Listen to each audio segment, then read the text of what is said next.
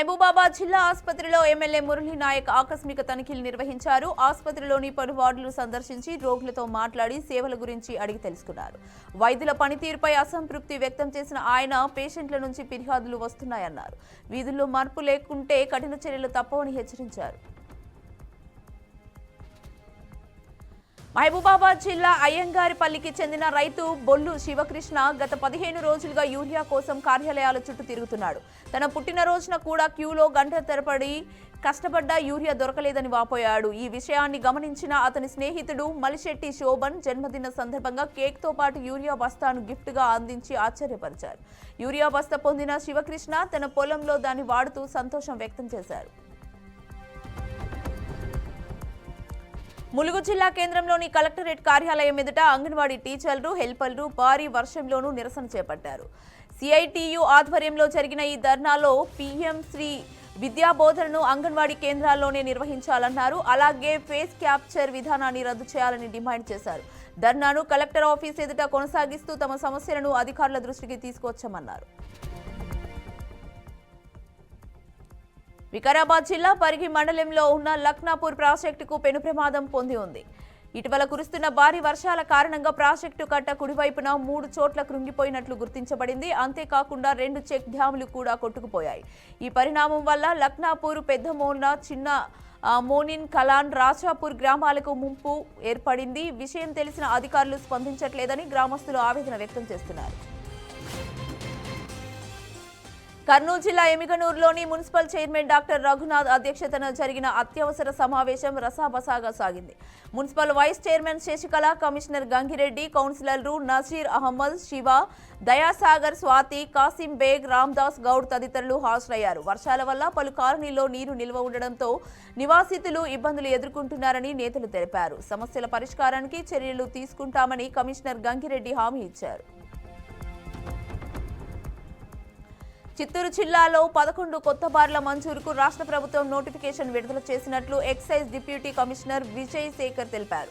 అభ్యర్థులు online, offline, hybrid విధానాల్లో దరఖాస్తులు చేసుకోవచ్చని చెప్పారు. దరఖాస్తు రుసుము 5 లక్షలు కాగా ప్రాసెసింగ్ ఫీజుగా 10,000 వసూలు చేస్తున్నట్లు పేర్కొన్నారు. దరఖాస్తులు ఈ రోజు నుండి 26వ తేదీ వరకు స్వీకరించబడతాయని తెలిపారు.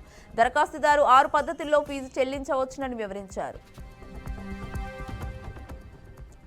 సంగారెడ్డి జిల్లా బొల్లారం మున్సిపాలిటీలో 2.75 కోట్ల రూపాయల వ్యయంతో సీసీ రోడ్ల నిర్మాణానికి శంకుస్థాపన జరిగింది. వైఎస్ఆర్ కాలనీ, శక్తి ఎంక్లీవ్, శ్రీరామ్ నగర్ తదితర కాలనీలో ఈ పనులు ప్రారంభం కానున్నాయి.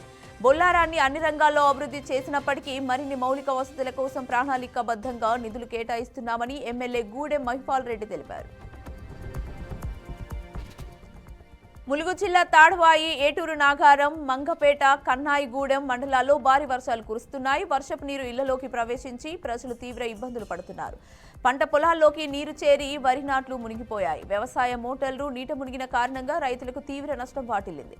తాడ్వాయి, ఏటూరు నాగారం మండలాల్లో వాగులు ఉధృతంగా ప్రవహించడంతో పలు గ్రామాలకు రాకపోకలు పూర్తిగా నిలిచిపోయాయి. ఖమ్మం జిల్లా గుబ్బగుర్తి గ్రామంలో డెంగ్యూ జ్వరంతో 6 ఏళ్ల బాలుడు మృతి చెందాడు. గ్రామంలో పారిశుద్ధ పనులు సక్రమంగా జరగకపోవడం, దోమల మందు వితరణ జరగకపోవడం వల్ల దోమల వ్యాప్తి అధికమై ప్రజలు జ్వరంతో బాధపడుతున్నారు. స్థానికులు ఆరోగ్య పంచాయతీ అధికారులకు వెంటనే చర్యలు తీసుకోవాలని ప్రజలు డిమాండ్ చేస్తున్నారు.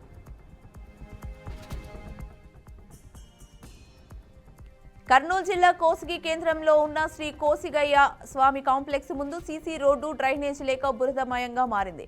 వర్షాకాలంలో పరిస్థితి మరింత దారుణంగా మారుతుందని, కాలినడకన రాలేని పరిస్థితి నెలకొందని చిరు వ్యాపారులు ఆవేదన వ్యక్తం చేస్తున్నారు. ఈ కాంప్లెక్స్ లో 200కి పైగా దుకాణాలు ఉండగా ఏటా ₹1 కోటి ఆదాయం వచ్చేలా ఉన్నప్పటికీ ఎండోమెంట్ అధికారులు నిర్లక్ష్యం వ్యవహరిస్తున్నారని వ్యాపారులు విమర్శించారు. శ్రీ సత్యసాయి జిల్లా కొత్త చెరువు మండలం మైలేపల్లి వద్ద ఘోర రోడ్డు ప్రమాదం జరిగింది. ఎదురెదురుగా వచ్చిన 2 బైకులు ఢీకొనడంతో వేములేటిపల్లి గ్రామానికి చెందిన చెరువుకోళ్ల నాగరాజు అక్కడికక్కడే మృతి చెందాడు. మరో యువకుడు ధర్మవరం మంజునాథ తీవ్రంగా గాయపడగా ఆసుపత్రికి తరలించినా అప్పటికే మరణించినట్లు వైద్యులు తెలిపారు. ఈ ఘటనతో 2 కుటుంబాల్లో తీవ్ర విషాదం నెలకొంది. పోలీసులు కేసు నమోదు చేసుకుని దర్యాప్తు ప్రారంభించారు. ఖమ్మం జిల్లా పెనుబల్లిలోని పోలీస్ స్టేషన్లో ఓ యువకుడు మద్యం మత్తులో వీరంగం సృష్టించాడు. స్టేషన్ ఆవరణలో బల్లపై కూర్చున్న ఏఎస్ఐతో గొడవకి దిగాడు. అంతటితో ఆగకుండా లారీని అడ్డగించి దాని కిందకు దూరి ఆత్మహత్య చేసుకుంటానంటూ హడావిడి చేశారు. సుమారు గంట పాటు మద్యం మత్తులో యువకుడు హంగామా చేశాడు. అయితే పోలీసులు పట్టుకునే క్రమంలో అతను పారిపోయాడు. కేసు నమోదు చేసి పోలీసులు దర్యాప్తు చేస్తున్నారు.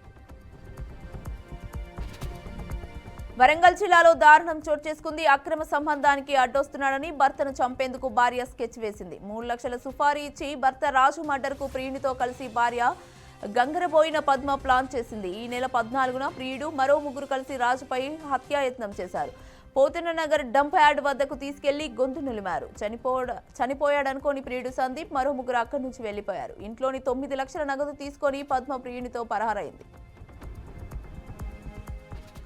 నిర్మల్ జిల్లా కడెం ప్రాజెక్టు దిగువ భాగాన చేపలు పట్టడానికి వెళ్లిన గంగాధర్ అనే జాలరి గల్లంతయ్యారు. డ్రోన్ల సహాయంతో ప్రత్యేక టీంలను ఏర్పాటు చేసి ముమ్మర గాలింపు చర్యలు చేపట్టారు. గంగాధర్ అనే వ్యక్తి నిన్న కడెం ప్రాజెక్టు గేట్లను విడుదల చేసిన క్రమంలో వరద నీటిలో గల్లంతయ్యారు. జిల్లా ఎస్పీ అక్కడి పరిస్థితిని దగ్గరుండి డ్రోన్ల సహాయంతో పర్యవేక్షించడం జరిగింది. వారి కుటుంబ సభ్యులను కలిసి ధైర్యాన్ని ఇస్తూ వీలైనంత తొందరగా వెతికి పట్టుకుంటామని తెలిపారు. పల్నాడు జిల్లా నర్సరావుపేట వైసీపీలో విభేదాలు బయటపడ్డాయి. రంగారెడ్డిపాలెంకి చెందిన వైసీపీ నేత వెంకటేశ్వర్ రెడ్డిపై దాడి చేశారు. తనపై జిల్లా అధ్యక్షుడు మాజీ ఎమ్మెల్యే గోపిరెడ్డి శ్రీనివాసరెడ్డి అనుచరులు దాడి చేశారని బాధితుడు ఆరోపించాడు. వెంకటేశ్వర్ రెడ్డికి గాయాలు కావడంతో ఆసుపత్రికి తరలించారు. అక్రమాలు ప్రశ్నించినందుకు తనపై దాడి చేశారని బాధితుడు తెలిపారు. ఘటనపై నర్సరావుపేట పోలీసులకు వెంకటేశ్వర్ రెడ్డి ఫిర్యాదు చేశారు.